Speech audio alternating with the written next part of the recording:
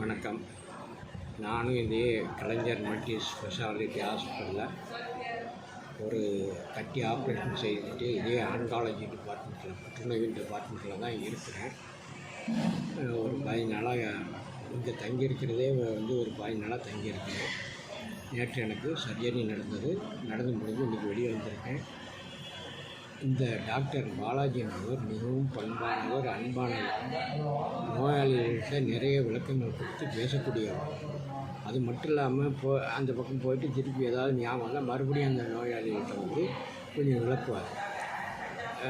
தைரியம் ஊட்டக்கூடியவர். இவர் அடித்தார், திட்டினார், அசிங்கமாக திட்டினார், தள்ளி விட்டாருன்னு சொல்கிறதெல்லாம் பக்கா பொய். பக்கா ஆத்திரமாக வர்றதை கேட்க இந்த அம்மா சொல்கிறதும் இந்த பசங்க சொல்கிற வெயிட்டிங் இருக்க பக்கா ஃப்ராடுங்க இது.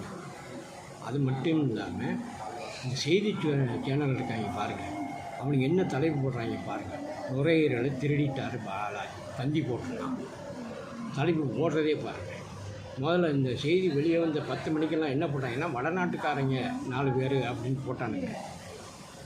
ஆனால் அடுத்து கொஞ்ச நேரத்தில் அதை எல்லாத்தையும் தூக்கிட்டு அப்படியே மாற்றிட்டு விக்னேஷன் போட்டிருக்காங்க. இந்த செய்தி சேனல் இருக்க ஊடகம் விபச்சாரம் பண்ணிக்கிட்டு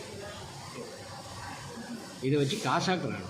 என்ன உண்மைன்னு கேட்டு போடணுமா வேணாம்? அதாவது அரசு ஊழியர்கள் மீது, அரசு மருத்துவர்கள் மீது வெறியை தூண்ட வேண்டும். அந்த மாதிரி தலைப்பு வைக்கும். இதனால் இவர்களுக்கு என்ன பயன்? சப்ஸ்கிரிப்ஷன் போடும். நிறையா சப்ஸ்கிரிப்ஷன் பார்க்கும்போது விளம்பரம் போது காசு கொடுக்கும்.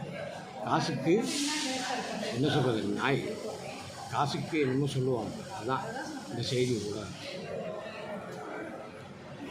இங்கு நடக்கிற இந்த ஹாஸ்பிட்டலில் நடந்துக்கிட்டு இருக்கிற வைத்திய முறையிலேயே, இந்த புற்றுநோய்களுடைய வைத்திய முறையிலேயே நான் டிஸ்சார்ஜ் ஆகி வெளியே வந்தேன்னா விரிவாக சொல்கிறேன்.